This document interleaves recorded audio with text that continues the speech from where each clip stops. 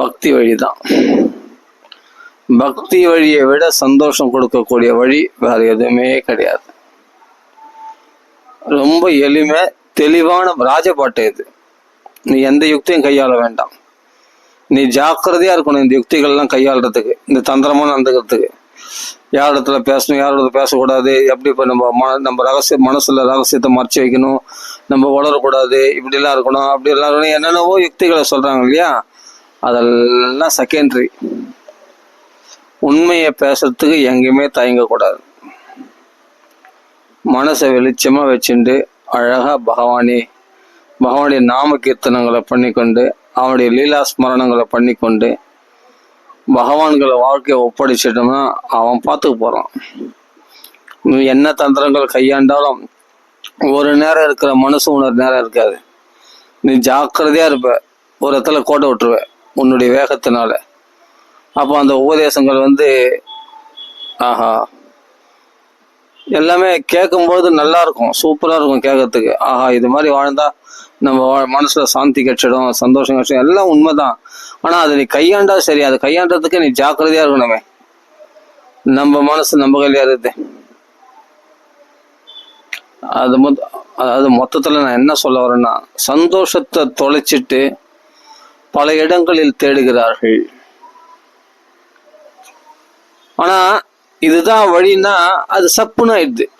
பாகவதமா அது யாருக்கு தெரியாது, ராமாயணமா யாருக்கு தெரியாது, அது ஒரு பெரிய விஷயமா, அது எல்லாருக்கும் தெரிஞ்ச விஷயம் தானே.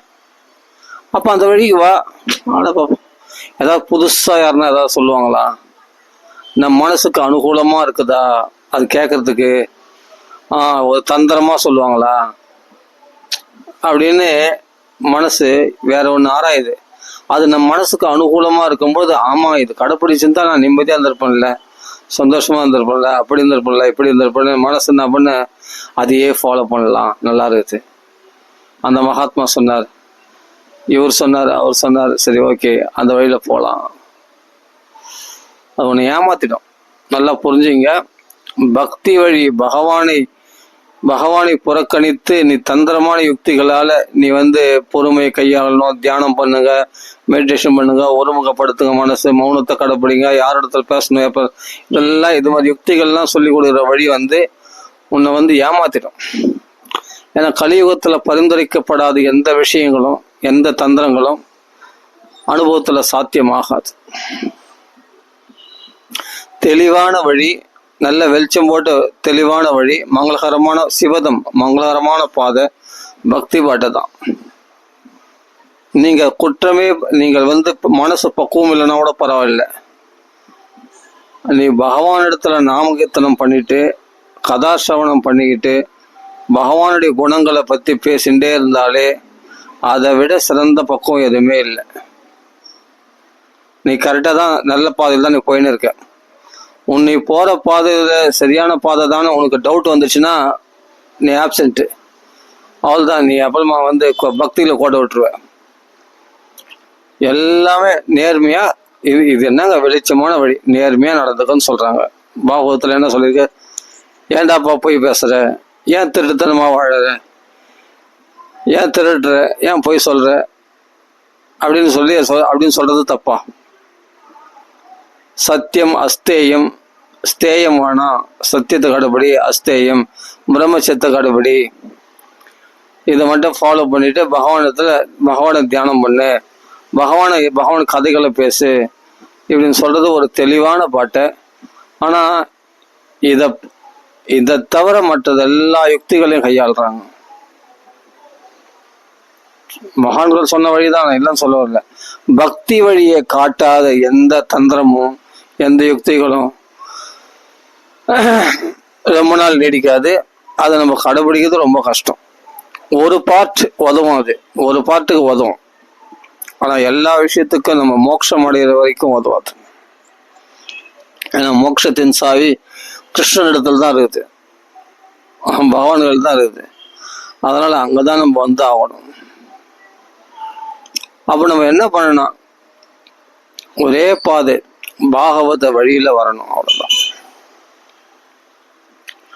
மகான்கள் போட்ட பாதையை பின்பற்ற வேண்டும். 1 மணி நேரம் நாம சங்கீர்த்தனம் பண்ணு, பாகவத கதை கேளு, பகவான் நாமத்தை சொல்லு, கதை கேளு, அதையே தியானம் பண்ணு. அப்போ பக்த லட்சணங்களோட வாழ கற்றுக்கோ. இவ்வளோதான், ரொம்ப சிம்பிள். நேர்மையாக வாழு, சத்தியத்தை பேசு, உண்மையாக பேசு, பெரியவங்களுக்கு மரியாதை கொடு, அப்பா அம்மாவை தெய்வமாக நினை. அவ்வளோதானே, வேற என்ன? தெளிவான பாதை இல்லை, திருட்டுத்தனம் இல்லை, மனசில் பொய் இல்லை, சத்தியத்தை பேச போகிற, வெளிச்சமாக வாழ போகிற, நேர்மையாக வாழுன்னு சொல்கிறது ஒரு தப்பா? அவ்வளோதான், முடிஞ்சு போச்சு. இதுக்கு எதுக்கு நீ தந்திரமாக யோசிச்சு யுக்தியாக கையாண்டு அப்படி பண்ணுற இப்படி பண்ணுற, மனசை பக்குவப்படுத்திக்கிற, நான் மௌனமாக இருக்குது, அதெல்லாம் ஒன்றும் வேணாம். எல்லாரிடத்துலையும் அன்பு காட்டு, எல்லாரையும் நேசி, பகவானு எல்லா இடத்துலையும் பாரு. ஏகாந்த பக்தர் கோவிந்த சர்வத்திர தீக்ஷணம். பாகவதம் நிறைய படி, பாகவதம் நிறைய கேளு, மகான்கள் வாக்கலை கேட்டு சந்தோஷமா இரு. இவ்வளவுதான். இந்த சிம்பிளான பாதைக்கு எதுக்கு நம்ம பல விதமான தந்திரங்கள்லாம் கையாளணும்? தேவையே இல்லை.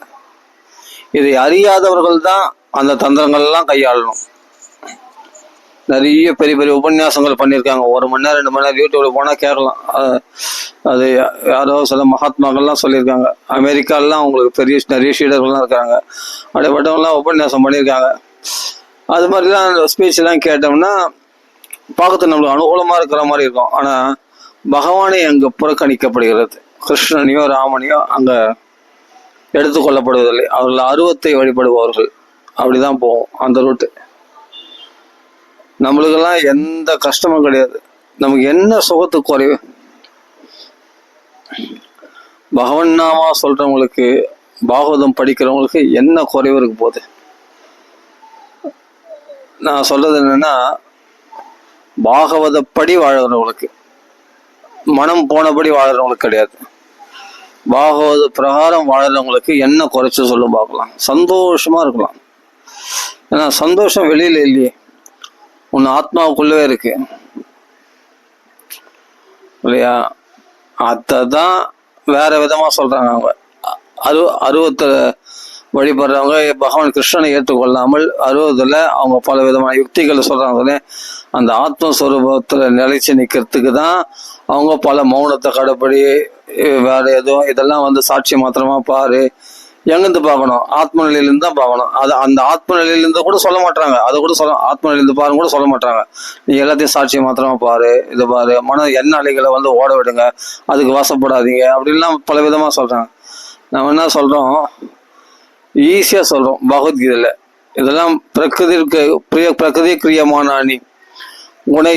இப்போ பிரகிருதியினுடைய குணங்களால இந்த மன அலைகள் ஓடிக்கொண்டிருக்கிறது. அதுக்கும் இந்த ஆத்மாவுக்கும் சம்பந்தம் இல்லை. இதுதான் பாகவதம் சொல்றது. பாகவத்துல சொல்லாது எதுவும் புதுசா எந்த மகாத்மா சொல்ல மாட்டாங்க. நம்மளுக்கு புரியுற விதத்துல அவங்க வேற எளிமையா வேற மாதிரி சொல்றாங்க. வேற ஒன்றும் இல்லை. உலக நடைமுறைக்கு இந்த காலத்தின் ஓட்டத்தை பொறுத்து, இந்த கால நடைமுறைக்கு ஏற்ற மாதிரி, மக்களுடைய மனதில் நிலைக்கு ஏற்ற மாதிரி, இந்த காலத்துக்கு ஏற்ற மாதிரி சொல்றாங்க. அது நம்மளுக்கு ஃபிக்ஸ் ஆகுது, அது அனுகூலம் ஆயிடுது. அதை எடுத்துக்கிறவங்க நிறைய பேர் இருக்காங்க. ஆனா நமக்கு தெளிவான பாதை இருக்குது, எங்களுக்கு தெளிவான பாதை இருக்குது. அப்படிதான் சொல்லணும். நிறைய பேருக்கு தெரியல இருக்கலாம். நிறைய பேர் இப்ப நீங்க பாகவதர்களா இருந்தா கண்டிப்பா உங்களுக்கு தெளிவான பாதை பாகவதம் இருக்கு. அதுல உங்களுக்கு என்ன தித்திப்பா இல்லை? பிரகலாத சரித்திரம் தித்திப்பா இல்லையா? குரு சரித்திரம் தித்திப்பா இல்லையா? அம்பரீஷ சரித்திரம் தித்திப்பா இல்லையா? கிருஷ்ண லீலைகள்லாம் இனிப்பா இல்லையா? உங்களுக்கு என்ன கஷ்டம்? அதில் எல்லாத்தையும் ஒரே நாள்ல படிச்சு சொல்றோம். ஏதாவது ஒரு சரித்திரத்தையாவது ஒரு நாள் படி, அதை படிச்சு பாரு, மனசை தெளிவாக்கிக்கோ, சந்தோஷமா வாழ கத்துக்கோ. சந்தோஷன்றது வெளியில கிடையவே கிடையாது. ஓப்பனா சொன்னா பாகவதம் அதான் சொல்றது. சந்தோஷன்றது வெளியத்துல கிடையவே கிடையாது. நம்ம ஹிருதயத்திலே பகவான் கிருஷ்ணனிடத்துல தான் சந்தோஷம் இருக்குன்னு தெளிவா சொல்றது பாகவதம். அதான் ராஜபாட்டு. கிருஷ்ணனிடத்துல இது துக்காலயம், இது அசாஸ்வதம் சொல்றாரு. உலகத்துல வெளியில இது துக்காலயம், இந்த உலகமே இது அசாஸ்வதம். இதுல கிடைக்கிற சுகம்லாம் நிலையற்றது. இதுல நீ என்ன தேடினாலும், முட்டி மோதி கொட்டிக்காரன் அடிச்சாலும் சௌக்கியன்றது கிடையவே கிடையாது. அப்ப சௌக்கியம் யாருன்னா சச்சிதானந்த ரூபாய, ஆனந்த ரூபாய யாரு? ஸ்ரீகிருஷ்ணாய பயம் நம. அவன்தான் ஆனந்த சொருபி. ஆனந்தம் இருக்க இடத்துல தாபத்திரைய விநாசாய, நம்ம கஷ்டங்கள் எல்லாம் விளைகிறான். ஸ்ரீகிருஷ்ண சரணாம்புஜம் ஸ்மர துக்கம் கமிஷ்யதி. அவன் தான் கேவல அனுபவ ஆனந்த ஸ்வரூபா. இது போல் நிறைய வாக்கியங்கள் சொல்லிட்டு போகலாம். கிருஷ்ணன் தான் ஆனந்த ஸ்வரூபி. நமக்கு ஆனந்தம் இருக்க வேண்டிய இடத்துல இருக்கு, அதை நம்ம தான் பெற்றுக்கொள்ளவில்லை. கிருஷ்ண பக்தி பண்ணும்போது உனக்கு ஆனந்தம் ஊற்றெடுக்கும். இதை விட எளிமையா வேற யாருன்னா சொல்லுவாங்க? பாகவதத்துல நிறைய இடத்துல சொல்லியிருக்கு, அவன் தான் ஆனந்தமயமானவன், அவன் தான் சந்தோஷமயமானவன், அவன் தான் சுகமயமானவன், எல்லாமே அவன் தான். அவன் தான் அறிவு வடிவமானவன், பூர்ண ஞான வடிவமானவன், பூர்ண அழகு வடிவமானவன், பூர்ண நித்தியமானவன் அப்படின்னு அவனை தானே, கிருஷ்ணனை தானே சொல்றோம். கிருஷ்ணனை மறந்துட்டு நான் அருவத்துல இருந்து நான் வேற எந்த தந்திர யுக்திகளை மற்ற மகான்கள் சொல்லக்கூடிய விஷயம் கையாண்டாலும் அது நம்மளை ஏமாத்திடும். மோகாசகா மோக கர்மானகா மோக ஞான விச்சேதசகா. அந்த ஞானமானது மோகமாயிடும். அதாவது என்னன்னா அனுபவத்துக்கு வராது. அப்போ கேட்கறதுக்கு சுகமா இருக்கும், அது கடைப்பிடிக்கிறதுக்கு ஒரு பார்ட்டுக்கு உதவும், ஆனா எல்லாத்துக்குமே உதவாது. ஒரே ஒரு இடத்துல கோட்டை விட்டுருவோம். அப்போ நம்ம பகவான் கையில வந்தாதான் நம்ம கர்மாக்கள்லாம் மோகமாகாது, நம்ம செயல்கள்லாம் மோகமா, நம்ம ஞானமானது வீணா போகாது. எல்லாமே கிருஷ்ணனிடத்துல வந்த போதுதான் ஃபுல்ஃபில் ஆகுது, ஒரு பூர்ணத்துவம் கிடைக்குது. அங்கதான் ஒரு தெளிவான ஒரு மங்களகரமான சிவதம், அந்த மங்களகரமான ஒரு வெளிச்சம் நமக்கு கிடைக்குது வாழ்க்கையில.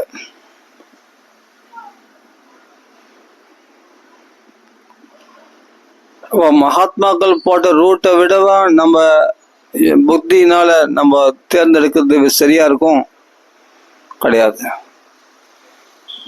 நம்ம நிலையை விட மோசமான நிலையெல்லாம் பிரகலாதன் இருந்திருக்காரு. சாப்பாடே போடாம பட்டினியா போட்டிருக்கான் ஹிரண்யகசிபு. அவ்வளவு நிலைமை, அவ்வளவு மோசமான நிலைமையில நம்ம இருக்கிறோம் இல்லையே. எப்படியோ பகவான் எந்த விதத்திலயும் நம்மளுக்கு சாப்பாடு படி அழுந்துடுறான். உணவு உடைகள் அதுக்கெல்லாம் எந்த குறைச்சலும் இல்லை. ஏதோ ஓரளவுக்கு வாழ்க்கை ஓடுது. என்னன்னா நிம்மதி இழந்து தவிக்கிறோம், அதுதான் விஷயம். அந்த நிம்மதி எதில் இருக்கு அப்படின்னா பிரகலாதம் காட்டுற வழியில் தான் இருக்கு நிம்மதி. ஸ்ரவணம் கீர்த்தனம் விஷ்ணோக ஸ்மரணம் பாத சேவனம், அதில் தான் இருக்கு நிம்மதி. அந்த ஸ்ரவண கீர்த்தனங்கள்ல தான் இருக்குது ஸ்மரணம், விஷ்ணு ஸ்மரணம், இதில் தான் இருக்குது நிம்மதி. அது தெரிஞ்சிக்காம இருக்கிறாங்களாம். நதே விது சுவார்த்த கதிம் ஹி விஷ்ணு. சுவார்த்தம், உண்மையான தன்னுடைய லாபம் என்னன்னு தெரிஞ்சிக்காம இருக்கிறாங்க. உண்மையிலே தன்னுடைய லாபம் என்னன்னா விஷ்ணு வழிபடுவது தான். நதே விது சுவார்த்த கதிம் ஹி விஷ்ணு. அப்ப பகிரந்த துராசையா, கெட்ட ஆசைகளால வெளிப்புறமாக இவர்கள் சுகத்தை தேடுகிறார்கள். சில பேர் ஸ்கூல்ல தேடுறாங்க, சில பேர் உத்தியோகங்கள்ல தேடுறாங்க இல்லையா, எங்கெங்கயோ தேடுறாங்க சுகத்தை. அங்கெல்லாம் சுகம் இல்லை. ஸ்கூல்ல தேடினாலும் சுகம் இல்லை, பல உத்தியோகங்கள்ல தேடினாலும் சுகம் இல்லை. ஸ்ரம ஏவகி கேவலம், சிரமம் மட்டும்தான் மிச்சம். சுகம் இருக்கிற இடம் தெரியும். பாகவத படிச்சா நம்மளுக்கு சுகம் கிடைக்கும். ராமநாமா சொன்னா சுகம் கிடைக்கும். அப்புறம் அதை செய்ய வேண்டியது தானே. அப்புறமா ரெண்டாவது ஒரு வழி நம்ம யோசிக்க வேண்டிய அவசியமே இல்லை. 1000 வழிகள் உலகத்துல சொல்லியிருக்கோம். நம்ம மனசு எல்லாத்துலயும் மயங்கும். எதுல மயங்கினாலும் சரி.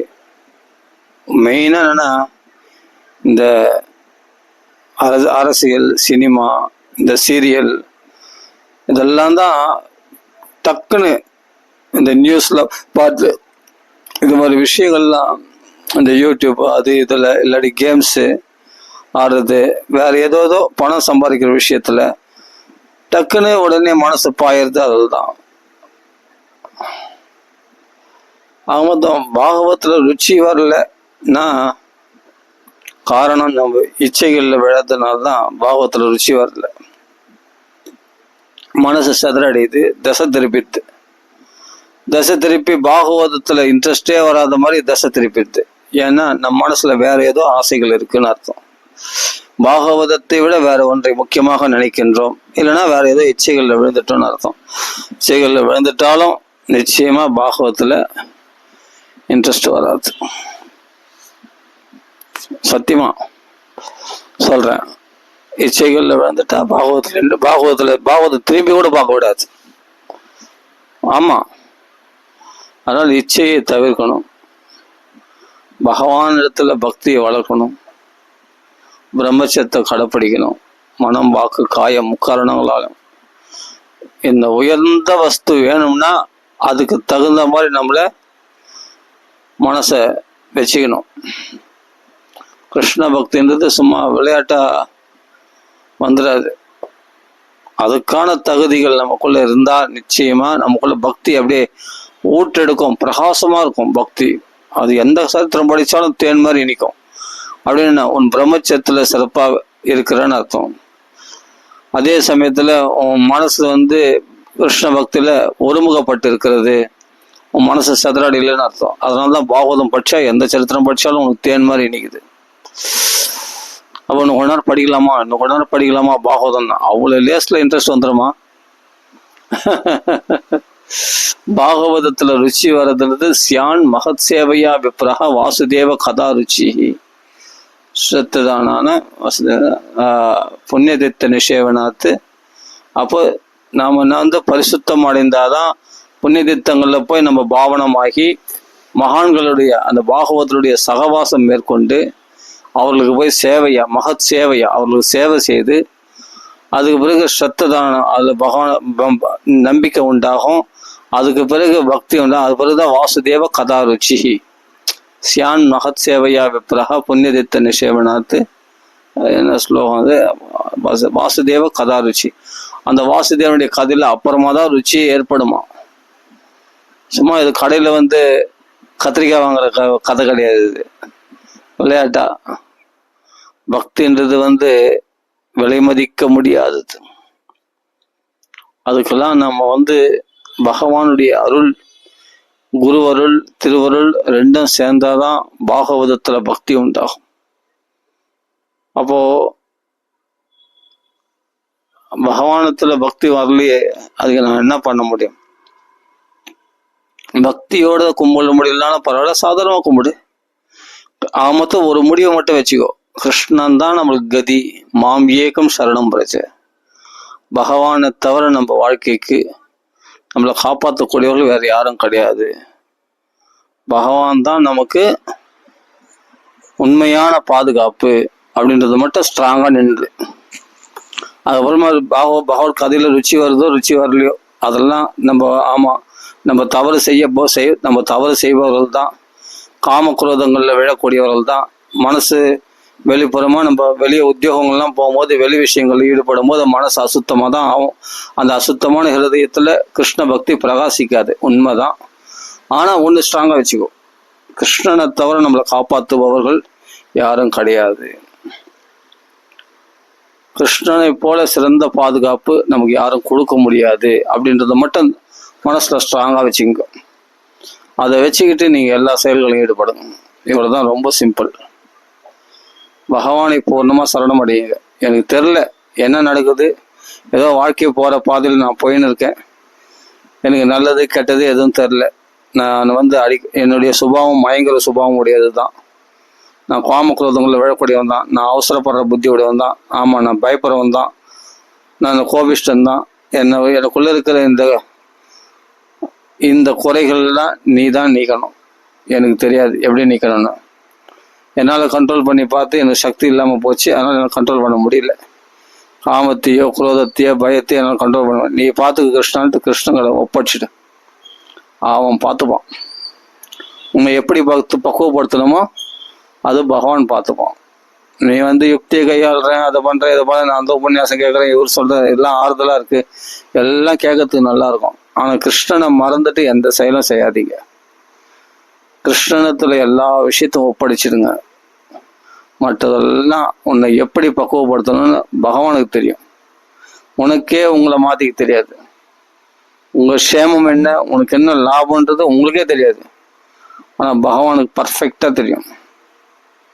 உன்னை எங்க பிடிச்சா நீ வழிக்கு வருவ, எங்க அடி கொடுத்தா நீ திருந்துவ, அதே சமயத்துல உன்னை எப்படி சேமா வாழ வைக்கலாம், உனக்கு எந்த சமயத்துல ஆபத்து காலத்துல உனக்கு என்ன தேவைன்னு உனக்கே தெரியாது. அந்த ஆபத்து காலத்துல என்ன தேவைன்னு பகவானுக்கு தெரியும். அதை கரெக்டா பட்டுவாடா பண்ணி நம்மளுக்கு கரெக்டா குத்துருவான். புரியுதுங்களா? அதை பத்தி யோகக்ஷேமம் பகாம்பியகம். வாசுதேவ கதையில ருச்சி வர்றது அவ்வளவு லேஸ் கிடையாதுங்க. நல்ல மனசு எழுதி வச்சுங்க. பாகவதத்துல ருச்சி வர்றதுன்றது மகாபாக்கியம், சாதாரண விஷயம் இல்லை. பாக்கியோதயேன பகுஜன்ம சமர்ச்சிதேன சத்சங்கமம் லபதே புருஷோ யதாவை. அது பிறகுதான் அஜ்ஞான ஹேதுகிருத மோக மதாந்தகார நாசம் விதாய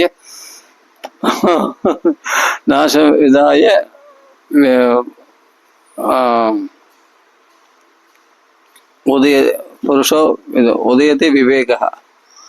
அப்போ அஜ்ஞான ஹேதுகிருத மோக மதாந்தகார நாசம் விதாய யதா ததோ ததோ ததோ உதயதே விவேக.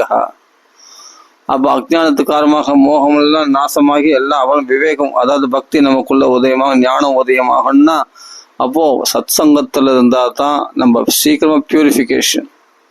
அந்த சாதுக்களுடைய பேச்சு, அந்த சாதுக்களுடைய தரிசனம், அந்த சாதுக்களுடைய சங்கத்தினால்தான் பக்தியில ருச்சி ஏற்படும். கிருஷ்ண பக்தியில பாகவதத்துல அவ்வளவு லேசில் ருச்சி வந்துடாது. நீ நினைச்ச போது டக்குன்னு ஒரு கதை படிக்கலாம் பார்க்கலாம், ருச்சி வருதா பார்க்கலாம். நீ பிரம்மச்சரியத்தை கடைபிடிச்சிருக்கணும். இச்சையில மனசு சிதறடையக்கூடாது. அப்ப நீ எந்த ஒரு பாகவதாபச்சாரம் பண்ணாம இருந்திருக்கணும். ரெண்டாவது, ஒன்று இச்சையில விழாம இருக்கணும், பாகவதாபச்சாரம் பண்ணாம இருக்கணும். அதே சமயத்துல கோபத்துல பெரியவங்களுக்கு மரியாதை, சாதுக்களை அவமதிச்சிருக்கூடாது, கோபப்படக்கூடாது. நீ சூழ்நிலை உன் மூடு எப்படி இருக்குன்னு பார்க்கணும். கோபமான சூழ்நிலை இருக்கியா, டென்ஷன்ல இருக்கிறியா, உலக விஷயங்களான ஆசைகள்ல இதை விட பாகவதத்தோட மற்றொரு விஷயம் முக்கியமா தோன்றுச்சுன்னா பாகவத ருச்சி வராது. இந்த கண்டிஷன்ஸ்லாம் இருக்கு. அப்ப நம்ம ஏன் பாகவதத்துல ருச்சி வரலன்னா, இதுல எதாலையாவது ஒன்று போய் லாக் ஆகிருப்போம். நம்ம ஒன்று இச்சையில போய் லாக் ஆகிருப்போம், இல்லை பாகவதாபச்சாரம் ஏதாவது பண்ணியிருப்போம், இல்லை பாகவதாபச்சாரம் பண்ணாவே இச்சை வந்துடும். அதுக்கு பிறகு இச்சை வந்தாவே நம்ம மனசு ருச்சி வேற மாதிரி போயிடும். பாகவதத்துல ருச்சி வராது. பாகவதாபச்சாரம் பண்ணாவே நம்ம கண்டிப்பா இச்சையில விழத்து வாய்ப்பு உண்டு. அதுக்கு முன்னாடி இச்சையில விழுந்திருக்க மாட்டீங்க, அந்த எண்ணமே வந்திருக்காது. ஆனா பாகவதாபச்சாரம் பண்ணா அது நம்மளை மாயில தள்ளிட்டோம் கொண்டு போய், ஒன்றும் மாயில. ஆனா பாகவதாபச்சாரம் பண்ணா பாகவதத்துல சேவிச்சோம்னா மாயை ஒன்றும் பண்ணாது. மாயே வந்தாலும் இதுக்கு முன்னாடி மயங்கி இருப்பீங்க இச்சையில. ஆனா இப்ப பார்த்தா பாகவதத்துல சேவையினால நீ புனிதம் அடைஞ்சிடுங்க, பரிசுத்தம் அடைஞ்சிடுவீங்க. மனசு பரிசுத்தமாயிடுச்சுன்னா இச்சையில விழ மாட்டாங்க. இதெல்லாம் ப்ராக்டிக்கலா பேசுறேன், நடந்த விஷயம், இதுதான் உண்மை. அதுக்கு பிறகு மகான்களுடைய சேவை, எவ்வளவுக்கு எவ்வளவு மகான்களை போட்டு துதிக்கிறோமோ, மகான்களை சேவிக்கிறோமோ, அவர்கள் கருணையை வேண்டுகிறோமோ, சத் சங்கமும் லபதி. அது பிறகு உங்களுக்கு நல்ல ஒரு பிரம்மச்சரியம் தூய்மையா இருந்தா தான் நமக்குள்ள நல்ல விவேகம் உதயமாகும். பொறுமை, சாந்தம், அந்த கருணை, அந்த அன்பின் அடிப்படையில இல்லை பாகவத தர்மத்துல கிருஷ்ண கதையில ருச்சி ஏற்படும். ஏன்னா ரொம்ப முக்கியமா, ஏன்னா ரொம்ப இது ரொம்ப நெருக்கமா இருக்கிற விஷயம் இது. இந்த இச்சைன்றது அப்படியே டோட்டல் கிருஷ்ண பக்தி கெடுக்கக்கூடியதுக்காக இதை சொல்லிதான் ஆகணும். நான் சொல்லாம இருக்கக்கூடாது. இதை நான் வெக்கப்பட்டு கூச்சப்பட்டு நான் சொல்லாம இருந்தேன்னா அந்த பெண்ணாசையோ பெண்ணுக்கு ஆணாசையோ அந்த இச்சைன்றதுக்கு, அந்த காம இச்சை, அது என்னன்னா டைரக்டா இந்த அனுபவத்தை, கிருஷ்ண அனுபவத்தை கெடுக்கக்கூடியது, கிருஷ்ண பக்தி ருச்சியை கெடுக்கக்கூடியது. முதல்ல இதை புரிஞ்சுக்கணும்.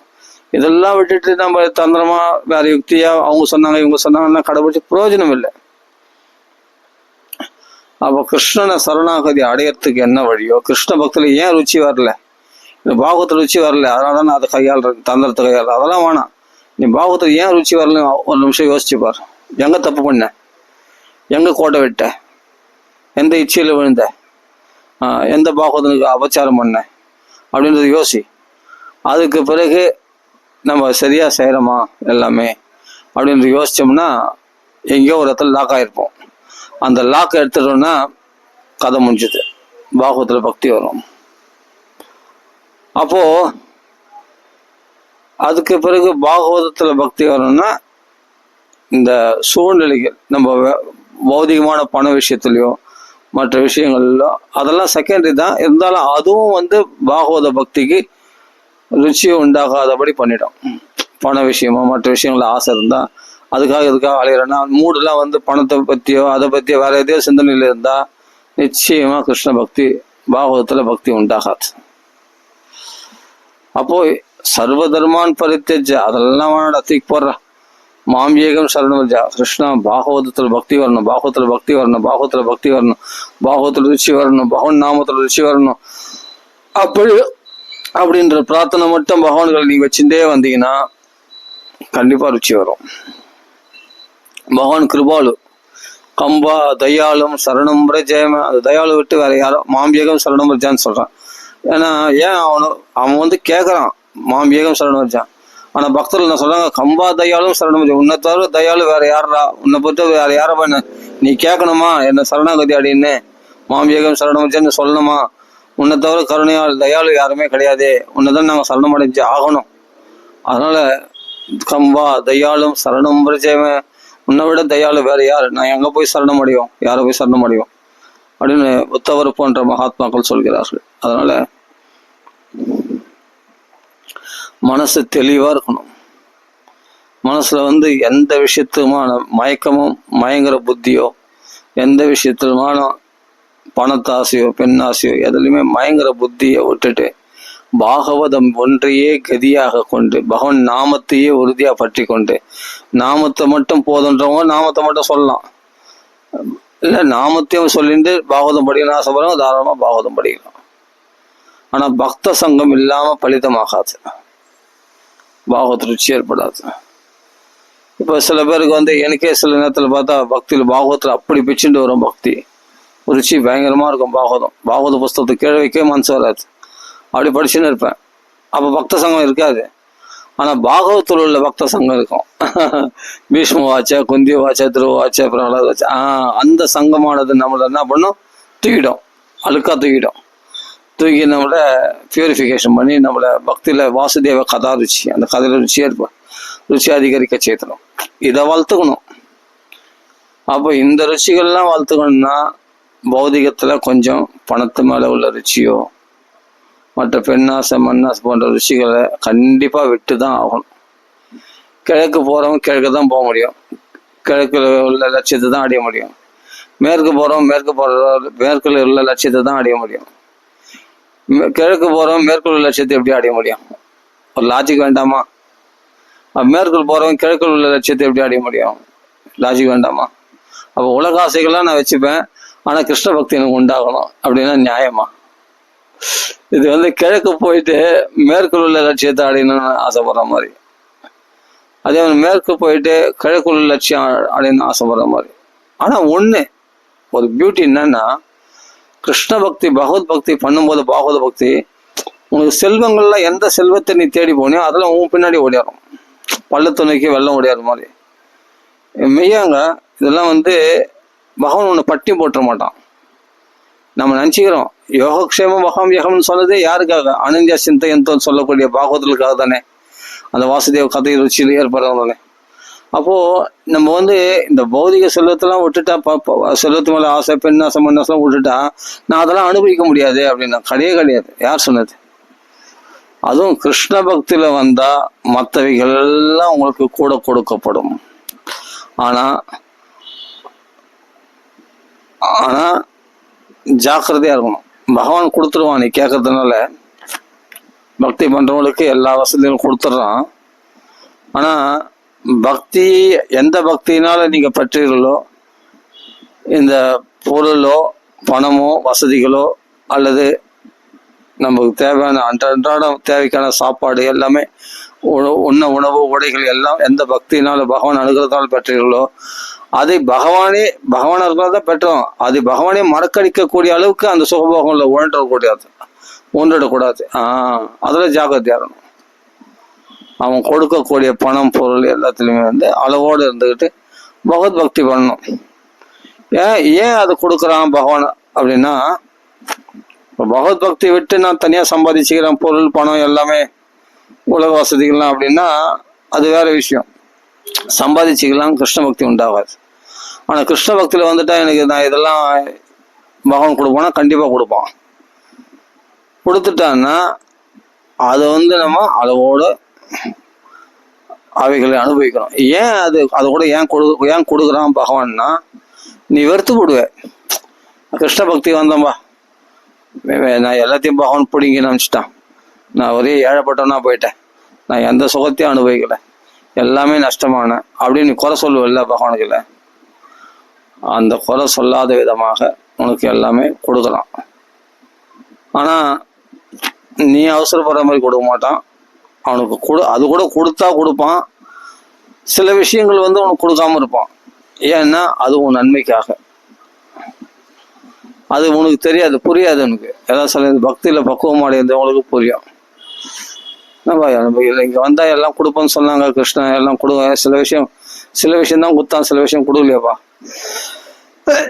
உனக்கு அத்தியாவசிய தேவைக்கு என்னமோ அதை கொடுப்பான். நீ ஆடம்பரத்தை ஆசைப்படுறதெல்லாம் கொடுக்க மாட்டான். அதனால எல்லாம் கொடுப்பேன்னு சொன்னாங்க பகவான், எல்லாம் கொடுப்பான். தர்மார்த்தம் காமமோட்சம் அங்கே புருஷார்த்தங்களும் பகவான்கள் கட்சின்னு சொன்னேன். எனக்கு கிடைக்கலையாப்பா, சிலது தான் கிடைச்சது, சில கிடைக்கலையாப்பா. கண்டிப்பாக கிடைக்கும். ஆனால் தேவையில்லாதது கொடுக்க மாட்டான். ஆனால் தேவையானது கண்டிப்பாக கொடுப்பான். வாழ்க்கை நடத்துறதுக்கு தேவையானது எல்லாமே கொடுப்பான், கிருஷ்ணன் கொடுப்பான். அது கொடுத்துருந்தா இருக்கலாம். இப்போ உண்மையா வழிபடுறவங்களுக்கு பகவான் கைவிட்டதே கிடையாது. உண்மையா அவனை நம்பி வந்தவங்கள பகவான் கைவிட்டதே கிடையாது. மேல மேல கொடுத்து அவங்கள சௌக்கியமா வாழ வச்சுன்னு தான் இருக்கிறான். ஆனா தெளிவான பாதை இது. இந்த கிருஷ்ண பக்தின்றது தெளிவான பாதை. இதை மறந்துட்டு வேற ஏதாவது தந்திரமா கையாளுற வேற ஏதாவது வழியில போறேன்னா தான் நம்மளுக்கு ஆபத்து காத்துனுக்கு தான் அர்த்தம். மோகாசகா மோக கர்மானகா மோக ஞான விச்சேதசகா. நம்ம ஞானம் எல்லாம் மோகமாயிடும், வேஸ்டா போயிடும். சொல்ல போனா ராட்சசாசுர இயல்பு கூட உண்டாயிடும். நான் சொல்ல பகவத்கீதையில பகவான் சொல்றாரு,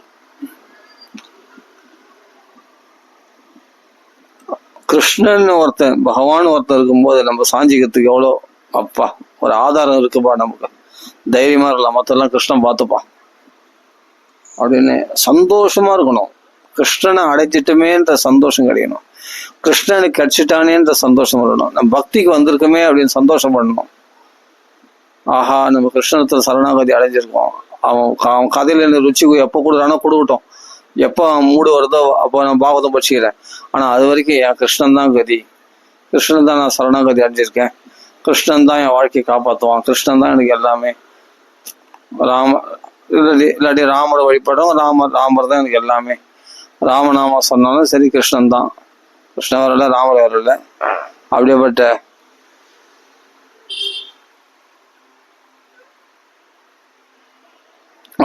கிருஷ்ணனும் வரல, ராமர் வரல.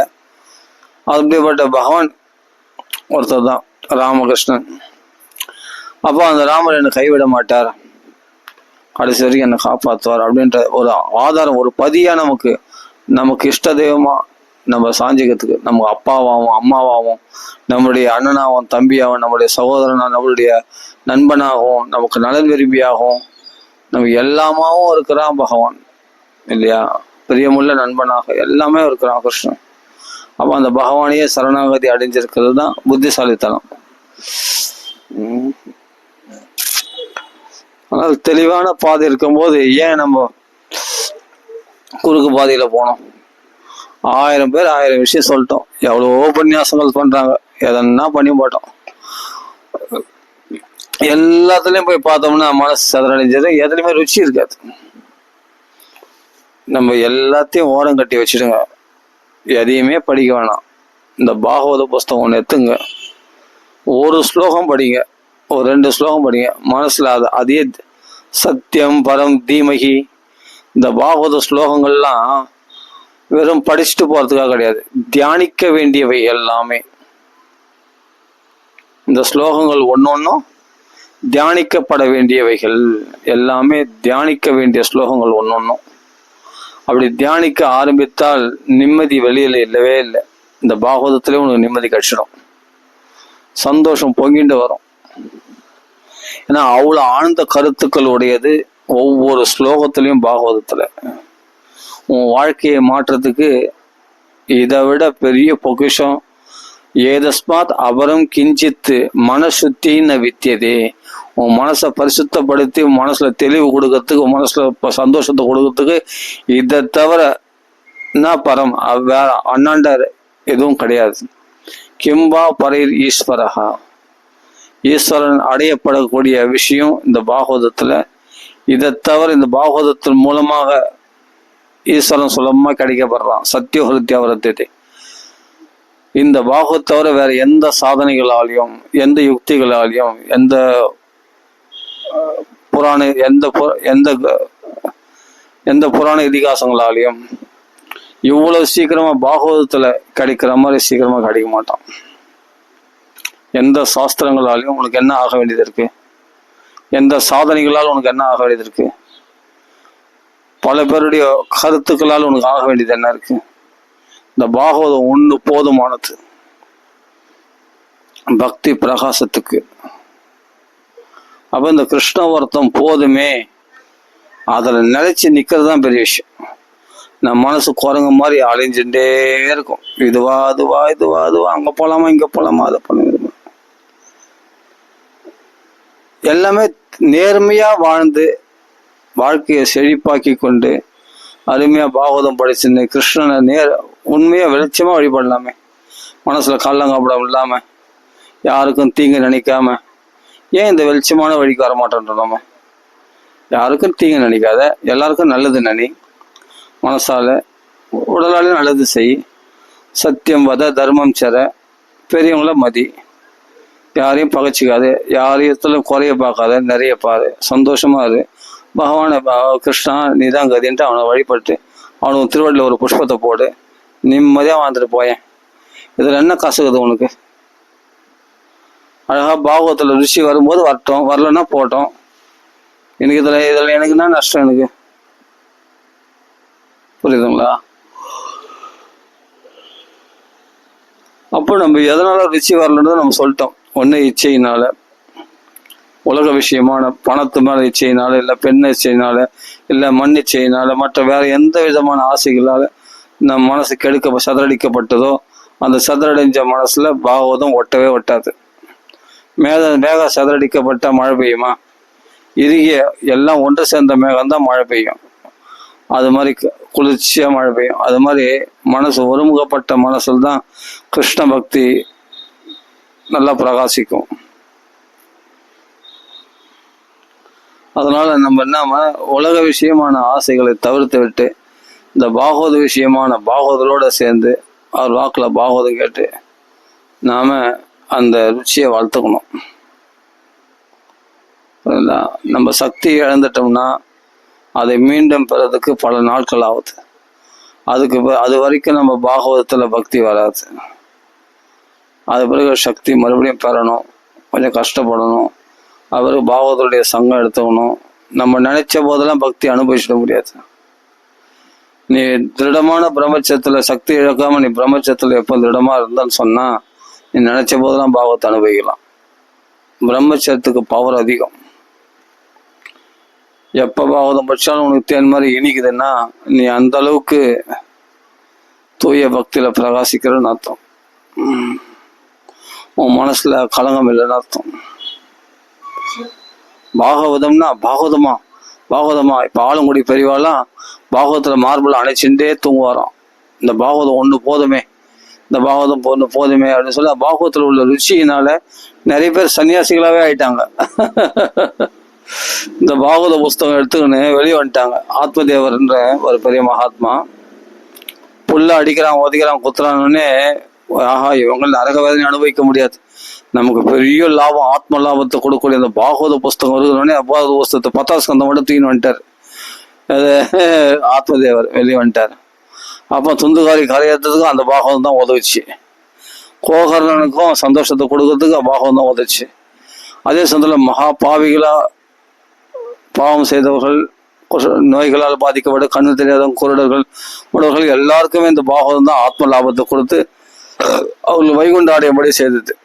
நிறைய பேருக்கு பாகவதம், சனகாதி முனிவர்களுக்கு இந்த பாகவதம் தான் வசிதாகத்தை மறந்து இந்த பாகவதம் பித்து பிடித்தவர்களாக கதாமாத்திரிக ஜீவினகா, சோறு தண்ணியெல்லாம் கூட ஜீவிச்சுட்டு கதை இருந்தால் போதுமா ஜீவிச்சுட்டாங்களாம். அவர்களுக்கு பேரானந்த கொடுத்தார். பக்தி தேவிக்கு கஷ்டத்தை நிவர்த்தி பண்ணது எதுனா இந்த பாகவதம் தானா. ஸ்ரீகிருஷ்ண கோவிந்த ஹரேமரன் ஓடி வந்தாலும். ஏன்னா பாகவதத்தினால்தான் அவரெல்லாம் இளமை அடைந்தாரலாம், பக்தி ஞான வைரைகள்லாம். அப்போ பாகவதத்தினால்தான் நாரதருக்கு ரொம்ப சந்தோஷம், தான் இட்ட சபதத்தை நிறைவேற்றினாராம். ஒவ்வொரு வீட்லேயும் இந்த பாகவதம் பக்தியை ஸ்தாபிக்க முடிஞ்சது. இந்த பாகவதத்தினால்தான், இந்த பாகவத பக்தியினால்தான் பிரகலாதனே பகவானே தரிசனம் பண்ண முடிஞ்சது. அப்போ இந்த பாகவதத்தினால்தான் இதர் அதிகமான சந்தோஷம் அடைந்து மைத்திரருடைய திருவடிகளை தலையில சூட்டின்ட்டு எனக்கு இந்த சம்சார சாகத்துடைய கரையை காண்பித்து கொடுத்தீர்களே என்று புகழ்ந்து சொல்றார். 4வது ஸ்கந்தத்தில் பார்த்தா இந்த பாகவதத்தை கேட்டு இந்த வாரகாவதார சரித்திரத்தை மட்டுமே கேட்டு யமன் தள்ள காலை வச்சு மிருத்யுவும் ஜெயிச்சு துருவபதத்தை அடைந்தார். அது மாதிரிலாம் ஒவ்வொரு சரித்திரத்துக்கும் அதிகமான மகத்துவம் வாய்ந்த சரித்திரங்கள் ஒன்று. இந்த சம்சாரம் என்ற துஸ்வப்னத்தை நாசமாக்கக்கூடியதான் கஜேந்திர மோட்சம். அமிர்தமாதன கதைன்னா அது அமிர்தமாவே இருக்கும். அந்த கதையை படிச்சா அமிர்தமாக லீலை பார்த்தா, ஏன்னா அவ்வளோ அவதாரம், தன்வந்திரி அவதாரம், கூர்ம அவதாரம், மோகினி அவதாரம், எத்தனை அவதாரம் எடுக்கிறாரு பாருங்க. தேவர்களோட சேர்ந்து கடையில ஒரு அவதாரம், சகஸ்ரபாகம் 1000 கைகளோட மலையை பிடிச்சின்னு அவதாரம், அடியில பார்த்தா கூர்ம அவதாரம், தன்வந்திரி அவதாரம், மோகினி அவதாரம். அந்த ஒரு லீலையில் மட்டும், அமிர்தமா லீலையில் மட்டும் எத்தனை அவதாரம் எடுக்கிறார் பகவான்.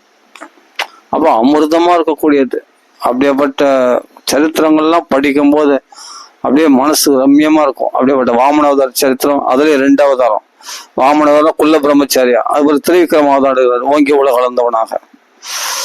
அப்படி பலி சக்கரவர்த்தியுடைய மொத்த சொத்தத்தையும் அபகரிச்சு இந்திரனுக்கு கொடுக்குறாரு, சொர்க்கலோகத்தை மீட்டி கொடுக்குறாரு. 3வது அடியாகி பலி சக்கரவர்த்தி மட்டும் இந்திரனுக்கு கொடுக்கல, அது தான் வச்சுக்கிறாரு, தன் சொத்தை பாதுகாக்கிறாரு சுதர்லோகத்துல பகவான் வாமனர். அப்போ இது மாதிரி சரித்திரங்கள்லாம் படிக்க படிக்க மங்களகரமா இல்லையா மனசுக்கு? கிருஷ்ண கதைகளை பேச பேச ஆனந்தமா இல்லையா? பரசுராமருடைய கதை, ராமருடைய கதை, 9வது ஸ்கந்தத்துல அம்பரீஷ சரித்திரம், சிவன மகரிஷி கதை, சௌபரி மகரிஷி கதை, அடேங்கப்பா நம்ம மாயை போக்கக்கூடிய சரித்திரங்கள் இதெல்லாம். சௌபரி மகரிஷி கதைலாம் என்ன மாதிரி சரித்திரங்கள் ஒன்றும் பா அப்படியே கண்ணில் ஒத்திக்கலாம். கடைசியில் அந்த ரந்தி தேவர் சரித்திரம் வந்து பாருங்க, மும்மூர்த்திகளும் பிரத்யட்சமாயிட்டாங்களாம் அந்த ரந்தி தேவருக்கு. அப்படித்தானம் பண்ணாராம். தன் வயிற்று கூட சாப்பாடு, தன் குழந்தைகளை, தன்னுடைய குடும்பத்தையே பட்டினி போட்டு அந்த வந்த புலையனுக்கும் பிராமணர்களுக்கும் அந்த சண்டாளனுக்கும் அவர் உணவளித்து பார்த்தா அந்த புலையம் இல்லை, சண்டாளன் இல்லை, பிராமண மும்மூர்த்திகள் பிரத்யட்சமாக காட்சியளிக்கிறார்கள் ரந்தி தேவனுக்கு. மும்மூர்த்திகள் வீடு தேடி வந்து காட்சியல்னா அப்படி தானம் பண்ணலாம் அந்த ரந்தி தேவன். தாராளம் பணம் படைத்தேன், எல்லாருடைய பசி தாகத்தை நான் வாங்கி கொள்ள வேண்டும் அப்படின்னு கேட்கிறாரு. இந்த பரந்த பிற துக்கத்தை தான் வாங்கிக்கணும்ன்ற அந்த பரந்த மனநோக்கம் யாரத்துல இருக்கும்? அப்படிப்பட்ட விஷ்ணு பக்தராக ரந்தி தேவருக்கு அவ்வளவு சிறந்த குணம் படைத்தவராக இருக்காரு. அந்த சரித்திரம்லாம் 9வது ஸ்கந்தத்துல வந்து கடைசியில பற்றி பார்த்தா ஆனந்தமா இருக்கும். ஒவ்வொரு சரித்திரமும் மகத்துவம் வாய்ந்த சரித்திரங்கள் பாகவதத்துல. அம்பரீஷ சரித்திரம் படிச்சா இன்னைக்கு பூரா பேசலாம். பகவானே சர்டிபிகேட் கொடுக்குறாரு, அகம் பக்த பராதீனம் அம்பரீஷ சரித்திரம். இதெல்லாம் பரமங்கலத்துவம். இது போல சத் சங்கத்துலதான் இது போல கதைகள் நிறைய கிடைக்கும். கிருஷ்ண கதைகளை ஒரு பீஷ்மஸ்துதியை படிச்சு பாருங்க. நம்ம குருஷேத்திரத்துல நம்ம தான் சண்டை போடுறோமா கூட இருந்து அப்படி நினைக்க தோணும். நம்மளே அர்ஜுனா மாறிடும், பீஷ்மரா மாறிடும், கிருஷ்ணனா மாறிடும். அப்படியே தத்பாவத்தின்ட்டு அந்த பாவத்துல அப்படியே மாறிடும் நம்ம, தெரியுமா? பீஷ்மஸ்துதியில படிக்கும்போது அந்த குருஷேத்திரத்துல பகவான் விஜயரத குடும்ப அத்தத்தை ஐயர் அஸ்வினி தத்ரீக்ஷணியே பகவதி ரதிரஸ்துமே மமோசோ யமிக நிரிக கதா கதாக ஸ்வரூபம். பகவானை பார்த்து கொண்டு உயிரை விட்டவரெல்லாம் பகவத் ஸ்வரூபத்தை அடைஞ்சாகலாம். ரதத்தை நடத்தலையா, குடும்பம் நடத்தினானா 18 நாள் அர்ஜுன ரதத்துல. அப்படின்லாம் சொல்றாரு. என்ன அருமையா, விஜய ரத குடும்ப ஆத்தத்தோத்திரே, குடும்பம் நடத்தினானா. அப்படி ஒரு குடும்பத்தில் உள்ள மனைவி காப்பாத்துற மாதிரி அர்ஜுன் எல்லா அஸ்திரங்கள்ல இருந்தும் காப்பாற்றணும். நாக அஸ்திரத்திலிருந்து, அக்னி அஸ்திரத்திலிருந்து, நாராயண அஸ்திரத்திலிருந்து, எல்லா அஸ்திரத்திலிருந்தும் பகவான் காப்பாத்திருக்கான் அர்ஜுன். பிரம்மாஸ்திரத்திலிருந்து எல்லாத்துலயும். எத்தனை வாயு அஸ்திரம், எத்தனை பிரம்மாஸ்திரம், எவ்வளவு வர்ணாஸ்திரம்ப்பா, எவ்வளவு அஸ்திரங்கள் போட்டிருப்பாங்க அந்த சேனா சைன்யத்துல. 18 நாள் அத்தனையும் பாதிக்கப்படாம அர்ஜுனன் காப்பாற்றப்பட்டான்னு அர்ஜுனே சொல்றான். பீஷ்ம சொல்றதை விட அர்ஜுனன் சொல்றாரு, ஹரிதாசனாகிய பிரகலாதனை எப்படி அசுரர்களுடைய ஆயுதங்கள் தாக்கப்படலையோ அது மாதிரி இந்த கௌரவருடைய சேனையுடைய ஆயுதங்கள் என்னை தாக்கப்படாமல் தப்பித்தேனே, அதெல்லாம் நான் கிருஷ்ண அனுகிரகத்தினால அப்படின்னு சொல்றேன் அர்ஜுனன். அப்போ இது மாதிரி சரித்திரங்கள்லாம் படிக்கும்போது இவனை விட சிறந்த பாதுகாப்பு வேற யாருக்க முடியும் கிருஷ்ணனை விட. அவ கிருஷ்ண பக்தி நம்மளுக்கு பெருக்க எடுத்தது இல்லையா.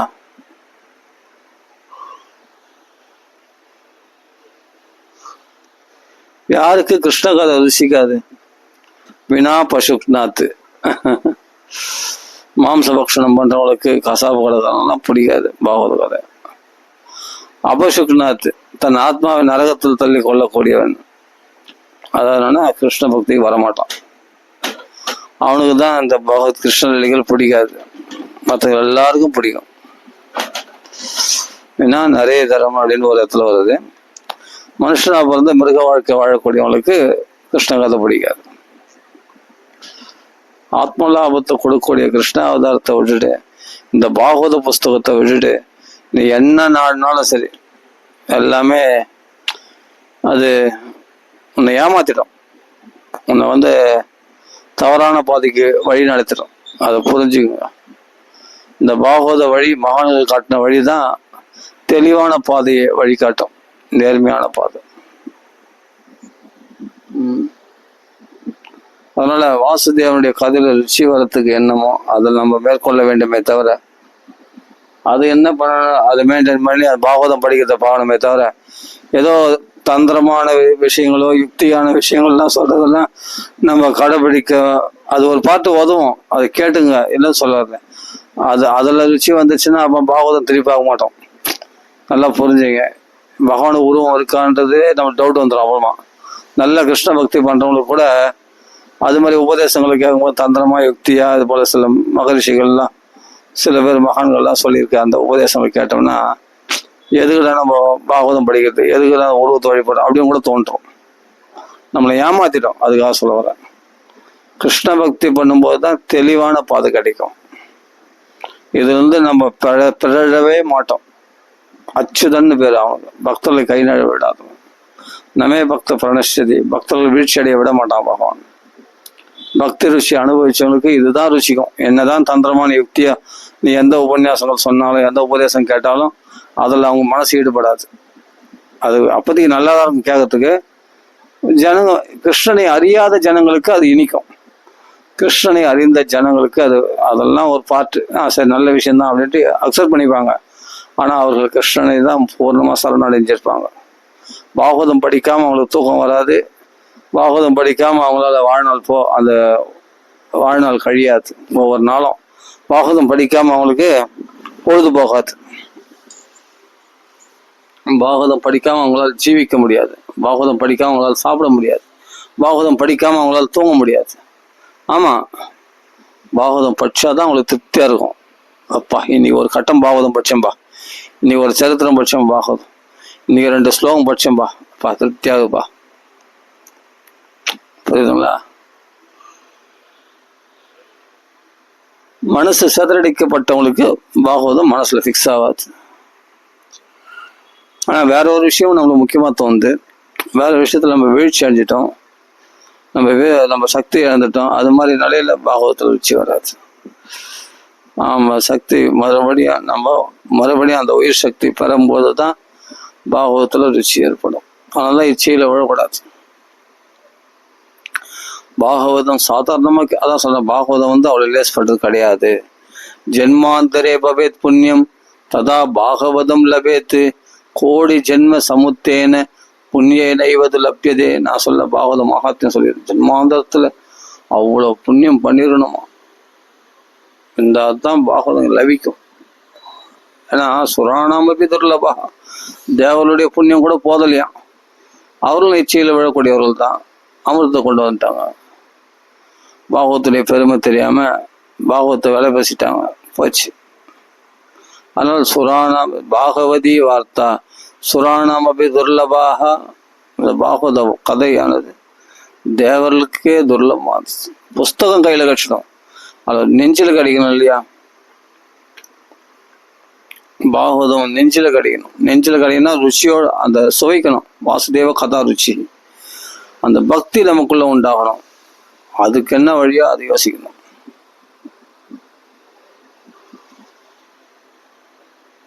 அதனால் தெளிவான பாதை பாகவத வழி, பாகவத தர்மம் இருக்கும்போது நம்ம குறுக்கினருக்கு பாதையெல்லாம் போக வேண்டிய அவசியமே இல்லை.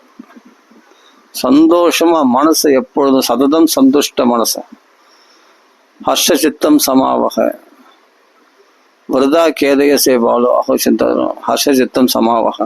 இது மாதிரி வாக்கியங்கள்லாம் வீணா எதுக்கு கவலைப்படுற, மனசு எப்பொழுதும் சந்தோஷமா வச்சுக்கோ. ஹர்ஷ சித்தம் சமாவக, மனசை சமமா வச்சுக்கோ, சந்தோஷமா வச்சுக்கோ, இங்கே திருப்தியா வச்சுக்கோ. சததம் சந்துஷ்ட மனசை எப்பொழுதும் மனசு சந்தோஷமா வச்சுக்கோ. இதெல்லாம் மோட்டிவேஷனா நம்ம பாகவத்கீதையில பாகவதத்துல தொட்டடெல்லாம் சொல்லப்பட்டிருக்கு. பாகவத மகாத்மியத்துல எல்லாதான் சொல்லிடுது. அது மனசை எப்பொழுதும் குழப்பத்துக்கு விட்டக்கூடாது, சதரடியை விட்டக்கூடாது. நம்ம கிருஷ்ணகிரானே பகவானை ஒருத்தர் இருக்கும்போது நான் ஏன் கவலை பண்ணணும்? என்னை பற்றி கவலைப்படுறதுக்கு ஒருத்தர் இருக்கானே, சாத்வதாம் பதிகி. அப்போ எதுக்காக தேவைக்கா வசதி சாது எஸ்ய சிகிச்சையா, எதுக்காக தான் பகவானுடைய அவதாரம்?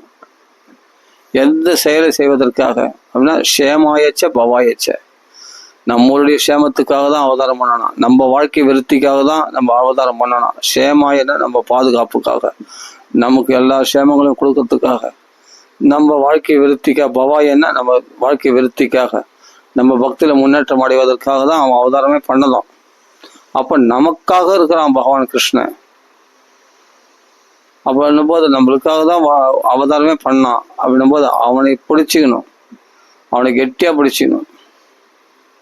நம்ம ஒருத்தருக்கானே பகவான் ஒருத்தருக்கானே காப்பாற்றுறதுக்கு. அப்புறம் நீ ஏன் கவலைப்படுற? நீ அங்கங்க ஓடுற? பல புஸ்தகங்களை படிக்க வேண்டிய அவசியமே இல்லை. பாகவதம் ஒன்று இருந்தா போதும். பகவான் ராமராமான்னு பகவான் நாம இருந்தா போதும். நிம்மதியா இருக்கலாம், ஆனந்தமா. ஆனந்தத்துக்கு குறைச்சலே கிடையாது. சரிதானே? அதனால இப்ப எனக்குன்னு பார்த்தா எனக்கு இந்த பாகவத புஸ்தகம் போதும், ராமநாமம் போதும். இப்ப நான் மற்றவங்களுக்குன்னு எப்படி சொல்ல முடியும்? அவங்க சூழ்நிலை எப்படியோ, அவளுக்கு யார் யார் எந்த நிலையில இருக்காங்களோ யாருக்கு தெரியும்? தெரியாது. அதனால எனக்குன்னு பார்த்தா இது ஒண்ணு போதும், பாகவதம் ஒண்ணு போதும். என் சந்தோஷத்துக்கு, பரிபூர்ணமான சந்தோஷத்துக்கு இந்த பாகவதம் ஒண்ணு போதும், ராமநாமம் ஒண்ணு போதும். பல ராகங்களை பாடி அனுபவிக்கிறதுக்கு. யார் இதை பின்பற்றுகிறார்களோ அவங்களுக்கும் இது போதுமானது இல்லையா? அதான் சொல்ல வரேன். சரி, சீதாபதி ராம ராம ராம ராம ராம ராம ராம. ஆஞ்சநேய சுவாமி கி ஜெய், ஸ்ரீமத் பாகவத பகவான் கி ஜெய், சகல சாதுமல்லி கி ஜெய்.